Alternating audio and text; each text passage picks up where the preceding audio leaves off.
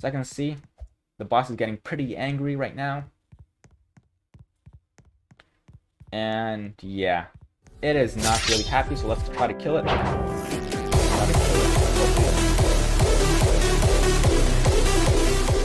Today we're going to be doing a suggested tutorial, and it is a boss battle system. So you know what a boss battle system is, right? So you basically fight a boss, you kill the boss, and then the game finishes, right? So that's what basically a boss battle is. We're going to be making a simple boss battle tutorial. It's going to be a boss that follows a player or players, right? Any player, the player that's closest to the boss. So the boss is going to follow the player for an interval of time, and for a duration it finishes and it starts attacking. Now it could be any attack. Usually in boss battles they have certain powerful attacks such as meteor showers, or an expanding circle where you have to avoid it unless you want to get damaged. But yeah, that's basically what you want to do. It's a boss battle. Most boss battle, I mean, every boss battle is different. We're going to be making one that's, I would say, that's most similar to most games. But yeah, so first thing first, we need a character, right? An NPC, as you can say. So we're gonna go, what I'm gonna do is actually insert it from the Load Character Pro plugin. Let's just put my character. As you can see, I have my Skibidi Dum person right here. And let's do an R15. R15 sounds better. An R6 boss wouldn't be nice.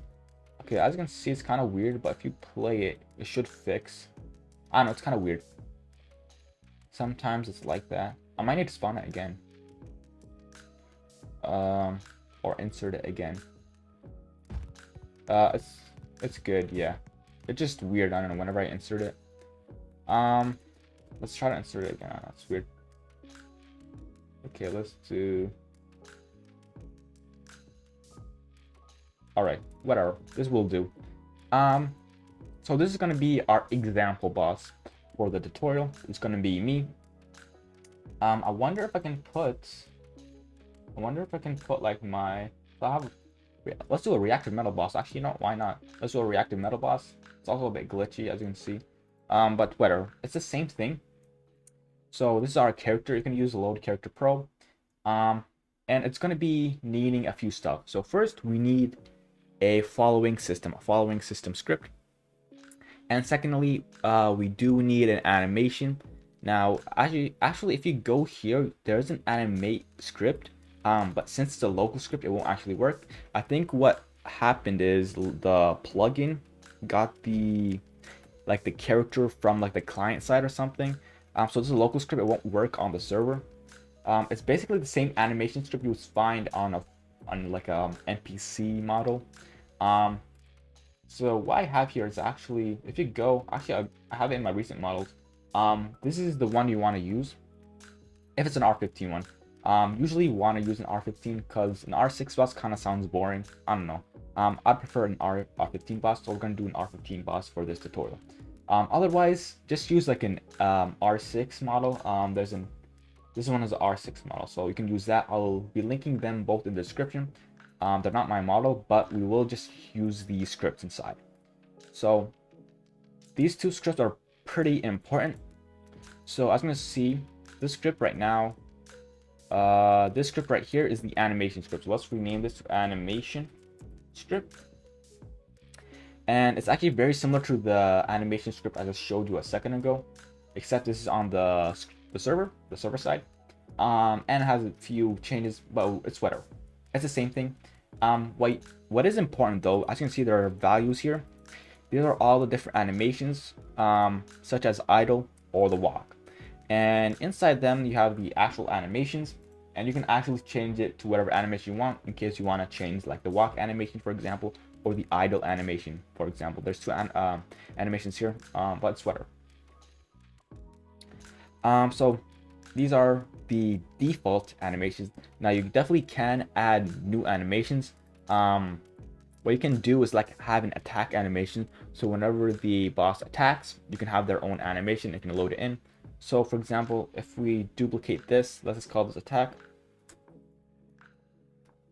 attack, or let's do a lowercase, honestly, just so it fits. And then you can have your own animation. We're not going to use this one, but we're just going to leave it there.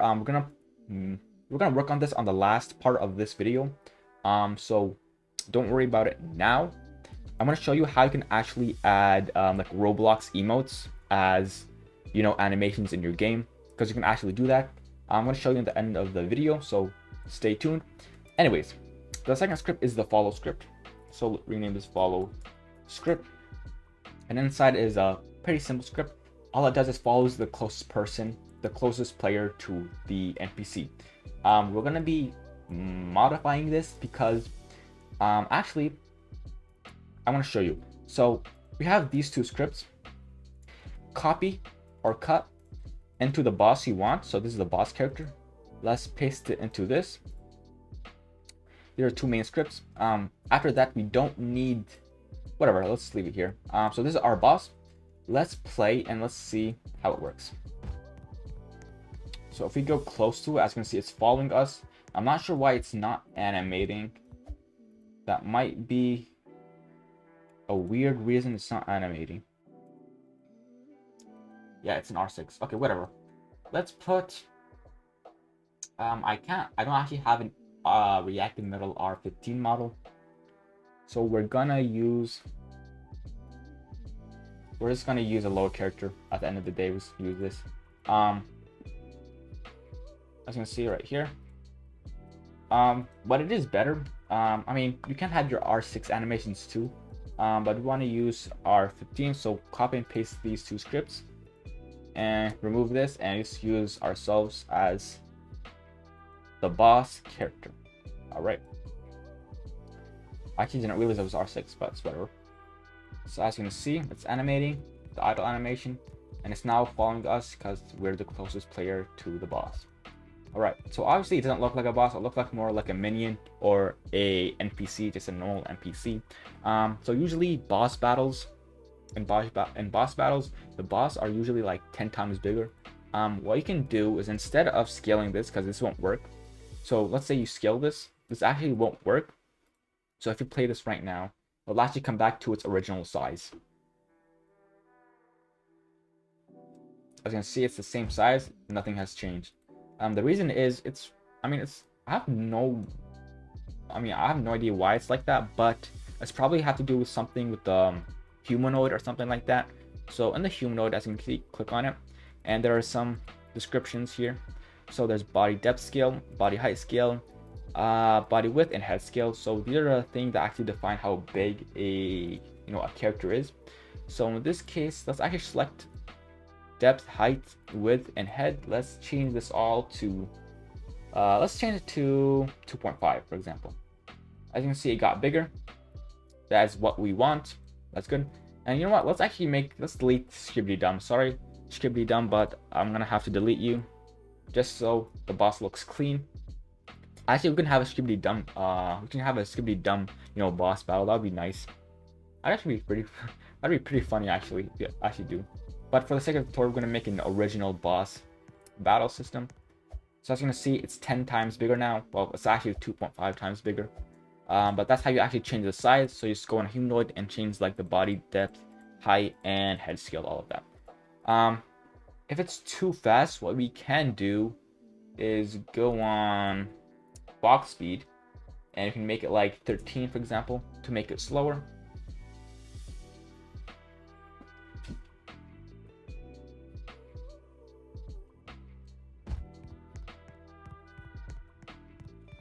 So as you can see, it's kind of fast, but because it's so big, you kind of want to make it slower. It's only fair. I think this is a good speed for now.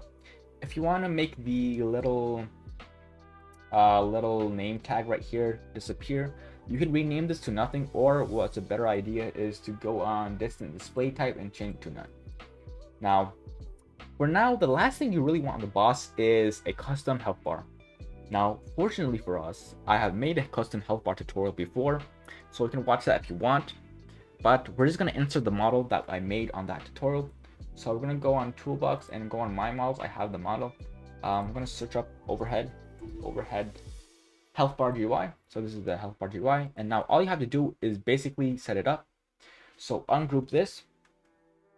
There's instructions. Delete that. You don't really need that. Script. The script is what you want inside the character. So in this case, we wanted to put in the boss character. And then the health bar is what you want in the server storage. So usually, actually, I already put it inside, but this is just a duplicate, honestly. But for the script, let's rename this to health bar, just so we know what it is. But this originally was supposed to be for the players, the health bar for the players. The only difference is I used to put it in starter character, and all this does is it puts the script inside the player's character when a player joins. And it's essentially the same thing for the boss. You put it inside the boss's character, and it makes the health bar appear, the custom health bar appear on the boss. So I'm going to show you real quick, and you can obviously customize this if you want. So I can see there's a health bar. Might be a bit too close to the head. We can change it. And you can change the name, of course. So let's change this to the mighty recur. That's my Roblox username, so you might as well. Of course, if you want to edit it, just put this in the head, the billboard UI. So of course, the billboard UI that you're supposed to put in the server storage, put it inside the head of the player, or of the character, I should say, and then you can edit it from here. So for example, if you want to, for example, make it higher, you should increase the offset. So studs offset, let's make it like 4, especially since it's a big character. You might want to make it bigger too, since obviously it's a big, it's a big guy. So let's make this like, instead of 6, let's make it like 10. 10, I think 15, a bit too high. A bit too high. Let's make it 12. And then I think this is good enough. This is a good size. All right. And of course, you can change the colors or like the design, whatever you want, all in this billboard GUI. So now when you're done, cut this again, put it back in replicated, or not replicated, but server storage, so it's more safer. You can put in replicated storage, but you have to edit the script, of course. You have to edit the health bar script. But yeah, that's really all for the basics. These are the fundamentals of a boss battle system. So, I did actually put a sword in my backpack too. So right now, if I actually attack, the health bar is gonna work a bit too much. Of course, you can change the health too. If you want to change the health of the boss, you would have to change the max health and the health itself. Those are two different things. So go on humanoid of the boss and change the max health. Let's change it to like 1000, for example.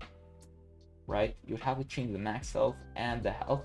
The health is just the current health. The max health is just the maximum amount of health. So those are two difference. All right.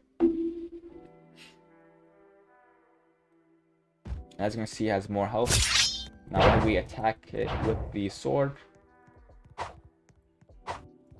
it's a bit more harder. I couldn't make a damage break on the boss, but I don't think that's necessary. In that case, we might, like, if you really need an attack break or a damage break, we might do it in the sequel of this tutorial. This video, we're gonna be focusing on the basics. Now, okay, so this is the first section. The second section is the following of the players. So obviously, as you can see, it follows the player indefinitely. We want it to only follow the player for like a duration of time and then take a break for their attack, right? They're gonna have a moment for their attack, and then they can follow again, and then attack, follow again, attack. This is kind of what we want to do. So in this case, we need to edit the follow script right here, and you can see all of this. Pretty short script actually. So you want to focus on this part. So what this does, I can see while to do. It's a while loop, and pretty much every millisecond or whatever, it keeps on making the boss or the character move to the nearest player, right? So the target would be the nearest player, and we'll keep on making the boss follow a player. Now what we want to do is we're going to edit this, and we're going to make it have a cooldown at some point, and then have a duration for their attack where they're not following the player, and then after they're done their attack, they can follow the player again, basically. So let's make some variables. So local follow time equals 6 seconds. So this is the amount of time that the boss will be following a player. Local attack time equals 4 seconds for the boss to be attacking. We're gonna make this pretty short. So yeah, this is gonna be the amount of time that the boss will be carrying out their attacks. And local current start time, and then we're gonna set this to tick. Now if you don't know what tick is, basically it sets a mark in time. It's kind of hard to explain, but basically when we compare start time, this is the time where the boss first starts following a player, right? It's gonna be when the script first starts, basically. We're gonna be setting it after the boss attacks. So after the boss attacks, it's gonna be following a player again, and that's gonna be the start time for the following of the boss, right? If that makes any sense, I don't know. So the start time is gonna be the time where the boss first starts following the player, and then we're gonna have current time, local current time. We're not gonna set this yet. Oops. The current time will be similar to start time, except it's gonna be the current time of it's going to be the current time of the script, basically, if that makes any sense. Kind of hard to explain, but hopefully you will get it, when I type this out in the script. So in this walkthrough do loop, what I want to do is going to keep on moving the player or the character. So we're going to keep on setting this current time to the current tick. This is the mark of time, remember? So when it keeps on looping and looping, it's gonna take some time, right? It's gonna take some time eventually. So what we want to do is set this current time and compare it to the start time. If the distance in time is greater than 6 seconds or follow time, then we can stop making the boss follow the nearest player.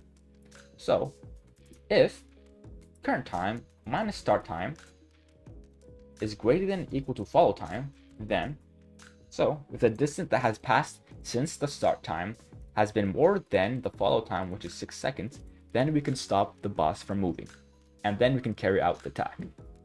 So first, what we want to do, we want to make the boss stop. Now to do that, it's going to be a bit complicated because move 2, you can't really cancel move 2, but there's a way. So I went on the wiki, actually. I went on the Roblox wiki and I searched up how to cancel move 2. Now this is one instance where the Roblox dev forum can actually be really helpful. So I went to this guy Sam with proof, or I don't even know how to pronounce his name. Just copy this. This actually cancels a character's or is it this one? Yeah, it's this one. Hopefully this makes sense. But what we're gonna do is gonna make a function now. We're just gonna call it function function stop following. So this will make the boss stop following. Let's paste this code. Now obviously we're gonna make some changes. Let's make a variable for the humanoid, because apparently the script doesn't have a humanoid variable. Equals script.parent.humanoid. And actually let's also do character variable char script.parent. So car.humanoid. All right, now let's replace this with humanoid. Humanoid. So what I kind of got from this, now we actually don't want it to change to 000. We want to change this to the current position of the boss's humanoid root part. Basically the boss's position. So what we can do is do car the humanoid root part dot position and change this, copy paste this to this as well. I don't know what's like that. But yeah, so we're gonna move it. We're not really moving it, but we're moving the boss to its current position already, right? That's already in. So it's gonna make it not move, and it's gonna make it already finish the movement, if that makes any sense. Same with the walk point. I'm not really good with this, but it's gonna basically stop the boss from moving, if that makes any sense. It's gonna finish the movement for the character. Character as in the boss. When I say character, I mean the boss. The boss's character. Alright, so we put this into a function. We can then call this function stop following. Alright. And we can then, let's actually wait 0.5. Because why not? And then we can make an animation, like an attack animation. So let's wait attack time. And then we're gonna carry out the attack in this moment. But this is probably gonna be for a different video. Right now, what we wanna do is make an animation. So if you don't have an animation, what you can do is make or insert a Roblox emote. Now, what I've actually tried doing is I went to the Roblox catalog and there is a section for the emotes, right? So yeah, it's basically emotes right here. You can actually have a good one. So I found this tantrum emote. Tantrum. This looks like good. I mean, it's a bit comedic, but I think it does the job. Not gonna lie, I think it does the job. So let's copy the ID. Now you can't actually insert the animation ID, or you can't insert the emote as an animation ID. So you have to insert it in a special way. So what you want to do is first go on service script service, insert script. This is just quick script. First you want to get the insert service. So there's a service called insert service. So local insert service equal game get service insert service. So now we can do insert service and then that load asset and then put the asset ID and then parent it to the replicated storage, and then just run the game. And then if we go on replicated storage, we can actually see the emote model, and from that you can actually get the animation ID that the emote uses. So if you go on replicated storage, there is a model, as you can see, and you can see the animation right here. So now all you have to do is copy the animation ID, and then what we can do is go to the boss, and remember this animation script, we go on it, and then since we did actually make this value, we can then use this and then put our animation we got from the emote like that, and boom, we got our animation. Let's call this anim for short. So you don't have to put it like in its own like value or whatever, but as long as you have it saved somewhere, you can actually use it. So now let's get back to the original script we're making. So let's define this animation. So local attack anim, call attack equals car the animation script and the attack dot anim. Then we load the animation. So humanoid load animation, or let's actually set it to a variable. So local attack anim equals humanoid load animation and then the attack animation. Then let's make it looped. Attack anim dot looped equals true, and there we have it. Attack anim dot looped. So now we can play this. Attack anim play. There is parameters you can actually put, but we're gonna go over that a bit later. And then after we wait the attack time, we can then stop the animation. Okay, so now what we figured out is how to stop the boss from following the player after the follow time has been, passed. We wait a few, stop following, then we can play the animation. We wait the attack time, we stop the animation. Then when this if statement is done, we can then continue to follow a player. And then what we would have to do is I forgot, set the start time again. So after the attack has been set, After the attack time has been passed, we could then restart the start time equals tick. So there's a new start time for the follow. So follow, actually I should call this follow start time, but it's whatever. We can call this follow start time, but it doesn't really matter. Start time basically means the start of when the boss starts falling. Alright, so let's now play and let's see if this works. Hopefully there's no bugs. So as you can see, it is now following us. Okay, that's a bit too short. But hopefully that's the attack animation. Actually, that's the tantrum emote from Roblox. So we wait a few seconds. Now this is their supposed attack. Of course, you can make any animation. It doesn't have to be this. The animation is a bit rough. It doesn't work as well. So what you can actually do. Now let's actually make this. Let's make the follow time a bit. Oh, okay. That's unfortunate. Let's actually make the. Because my mouse just died. It's alright. Alright, so let's go back to the follow time. Let's make the follow time a bit longer. Let's make it 10. And let's make the attack time just a tad bit longer. 5. Alright. Now, what we want to do is then we can edit the parameters. Now, the parameters for the animation. The first parameter is fade time. It actually shows you here. If you guys can see, I'm not sure. You guys should be able to see.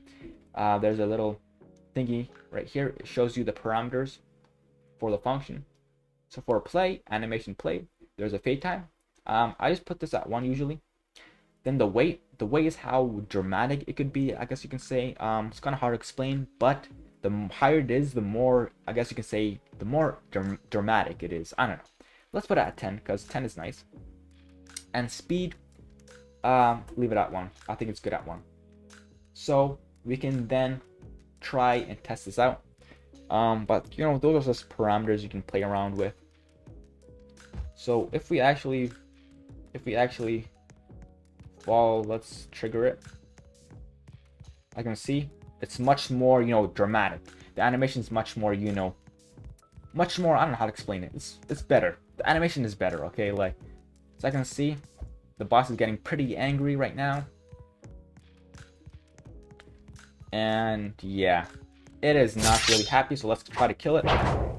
Let's try to kill it. Hopefully they won't kill us. Of course, the boss doesn't actually damage you. But of course, this is a part 1. So this is all we can do for this video. It's been, I don't know how long has it been. Oh wow, it's going back the direction. But yeah, now the boss has met their demise. The mighty Recur has met their ultimate downfall. But yeah, I hope you guys enjoyed this part 1. In the next video, we're probably going to work on the attacks, right? For example, like the meteor showers, or you know, the expanding circles or spheres or whatever. Those are probably like the 2 main ones we're going to work on. We might add a kill brick or a damage brick for the boss character. And that's pretty much it. Like, next video, we're just gonna be mostly working on those 2 things. But yeah, hope you guys enjoyed this tutorial. If you want a part 2, be sure to like, subscribe. If you want, you can join our Discord server. We have fun. We have a lot of fun there. And yeah, we'll see you guys in the next one.